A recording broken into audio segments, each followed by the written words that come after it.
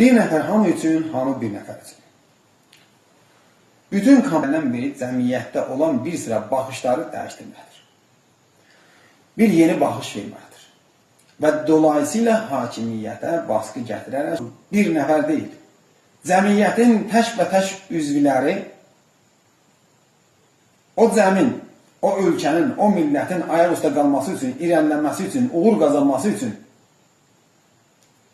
az həzinələrlə fədakarlıq edir və yeri gəldikdə umum cəmiyyətdə, umum millətdə bu acınacaqlı durumu hamımızın başına gətirdir. Əgər bu günləri Urmu gölü qurudulursa və onun nəticəsində Azərbaycan qalırsa, bunun hakimiyyətin öz işlərindən qıraq və hər kəsin yalnız özünə düşünməsidir ki, bugün gətirdi Urmu gölü. Ölkənin iqtisadiyyatı bugündədirsə, günü gündən